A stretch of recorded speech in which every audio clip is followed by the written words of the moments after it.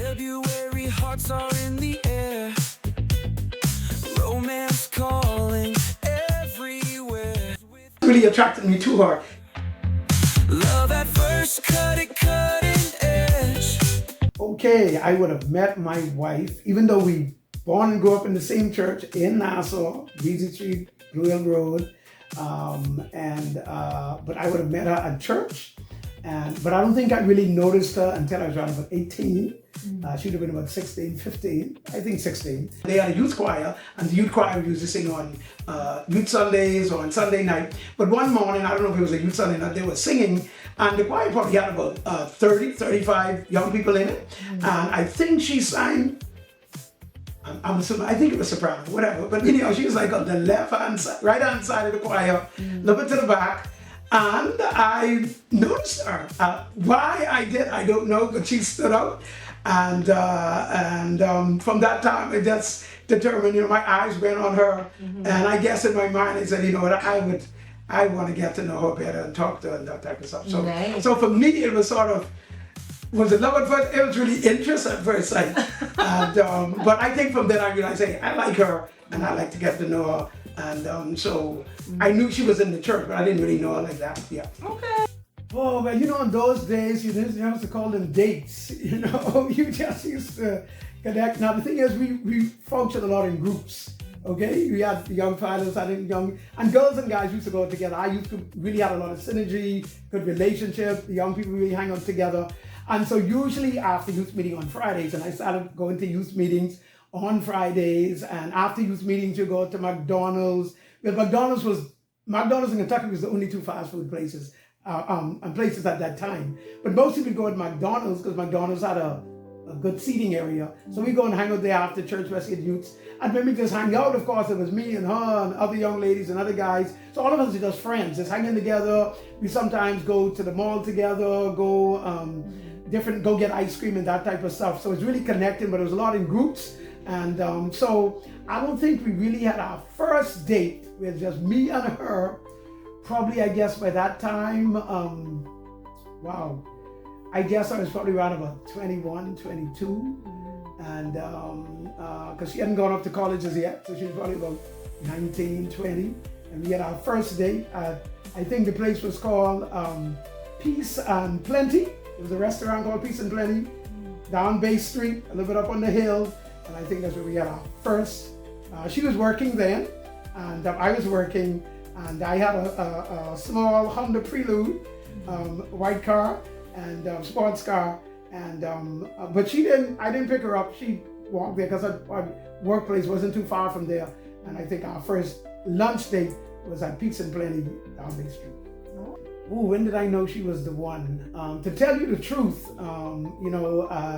like I said, I got saved at 17. I was always a young man praying and seeking God. So I did nothing without prayer, nothing. And but I knew I was, beyond just being interested, I was falling in love with this young lady, as they would say. But I think from I was 20, I knew this is the young lady I want to marry. And I remember telling her that even before we were like really in relationship, I knew it. I knew I liked her, but I don't know if I think she liked me, but she didn't come to that place as yet. And I told her, I said, I think we're 20. And I told her I would want to marry you. And she said, no, I'm getting ready to go off to college, and I don't know about that or whatever. And I said, okay. I said, but 5 years from now, I want to marry you. And I was 20. And I told her I told her I want to marry you. And I said, 5 years from now, I want to marry you. And I think her attitude was like, who's actually going to marry him? And then tell her 5 years later. And so I said, yeah, I would marry. She said, I know about that because I get ready to go off to college. And I said, anyhow, when you finish college, I could be right here, waiting on you. So that was a conversation we had about marriage. And we never talked about it again. And we just went on with our relationship as friends or whatever. But for me, at that time, I knew this was the one. She was the one for me. Yeah. Marriage is important and especially as a word person. First of all, because marriage is honorable, as God talked about. Marriage is God's idea of where family begins.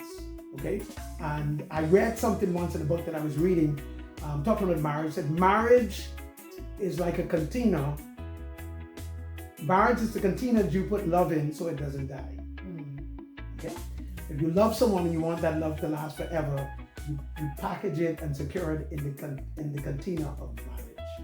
And that image sort of stayed in my mind, because when you're not married, that lack of commitment, covenant commitment to one another, therefore it can easily be dissolved. But when you really love someone, you want that marriage to last for the rest of your life, you're willing to enter the covenant relationship to protect that love and to protect that relationship. And that's why marriage is so important, because marriage truly, it ought to protect the love relationship, and that's the commitment for the rest of your life.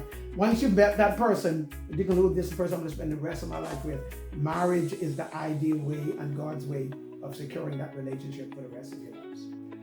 I think the number one ingredient is seeing marriage from God's perspective, that marriage is a gift from God, okay? And number two is, well, I'll say that's number one, the marriage is a gift from God, and striving to live your marriage out as God intended it and allowing God to be a part of your marriage. I think that's so important. Secondly is your commitment to love each other. And I'm talking not just the feeling love, because emotional love, you need that, but that can go up and down, and situations can make that high and make it low sometimes. But the commitment to loving one another, that no matter what happens, we love each other. When we disagree, when we don't see eye to eye, when we sort of offend each other a little bit, hurt each other, whatever, we're committed to loving each other, to the good and the bad, the perfect you, the not perfect you, the best you, the not so best you. We're committed to loving each other, and that love means that we're gonna live out our marriage commitment. And I think that's what you need to understand your vows. I'm gonna be faithful to you. I'm gonna stay faithful to you, nobody else. I'm stay faithful to you. I'm gonna love you in spite of your imperfections, shortcomings, and even when we fight, we have rules of engagement. There's certain things we don't do, even when we disagree. We're gonna respect each other. We're not gonna mishandle each other. We're not gonna be abusive. And that's something that me and my wife did. We set rules and guidelines that even when we're upset, certain things I won't say to you, certain things I won't. You won't say to me, certain things we won't do to each other, certain things we won't say with each other. Even when we disagree and upset with each other, there's still certain lines we won't cross. Because when disagreements, or people say fights days are over, you still want to enter back into loving each other. And if you take things too far, you can injure your relationship as unrepairable. And so have guidelines. For us, we call them the rules of engagement. And so, hey, and then also we're not going to stay at each other, mad at each other forever. You don't have to forgive, get over things, and that's important. And I said the third thing is good communication. Honesty in your relationship. Tell each other how you feel, what you want, what you like, what you don't like. Keep things open. Don't have secrets, don't hide things. And when you're hurt, let the other person know if they've hurt you. But honesty, and encourage honesty. Listen to one another.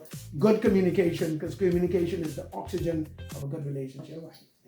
Well, my wife is very intelligent. I love her intelligence. She's very intelligent. She likes excellence and perfection, and that makes me better. She's gonna make sure I look right, dress right, talk right. If I'm communicating, everything is done right to the best of her ability. So she makes me better. And she believes in excellence. Darling, that don't look right, that don't sound right. You need to rewrite that. You need to. She gets upset even if I said on something, and she sees a little incorrect spelling there, because for her it's like, you represented me, and how come you didn't send that to me because I saw this and that. That she hates the most. But she likes excellence, and that comes with everything she does. Home has to be neat, has to be clean, kitchen clean, living room clean, house clean. That's how she is, and so that helps make everybody around her better. And she's also she likes to have fun, and that's what I like about her. That's what really attracted me to her, because she was also fun-loving. I was also very serious. I was a whole lot more serious than I am now. When I was younger, I used to smile. I was always serious, and serving God was serious. I mean, it still is, but I was not a light-hearted person. And because of that, and she was very light-hearted, she always liked to play, do pranks, have fun, love music, very free-spirited type person. And so a lot of people thought we weren't really gonna gel because I was so serious about everything, and she was so light-hearted and liked to have fun. But that's the part of her that I like, and that's what attracted me to her. She used to like sports, like to have fun, like to do fun things. And so that's what I like about her. She's a fun person. She's an organized person. She's a neat person. She's a person of excellence, but very relaxed, like to have fun, like to be herself. And so I think that helped me to become a more relaxed personality to myself, and more fun. And so that's what I like about it. She's really fun. She likes to have fun. She's adventurous. She likes to do new things, go new places, do things. And so I'm like that, even though I'm more in a reserved way. She brings it all out. So I like the fact that she's a fun person. So, on this Valentine's Day, February 2025, what would you like to say to your wife this Valentine's? Wow, I'd like to say to her that, Dea, I love you. You're awesome. We've been married 30 years. You keep getting better. And if I had to find someone to marry all over again, it would still be you. And so she's a better, I thought when I first fell in love with her, I wouldn't love her more. I thought she couldn't be a better person. But today, I love her more, and she's a better person. And I wouldn't want to be married to anyone else. And I'm looking forward to all of our days together. And life is exciting with her. And darling, I love you. To me, you're the best woman in all the world. Love at first, cut it,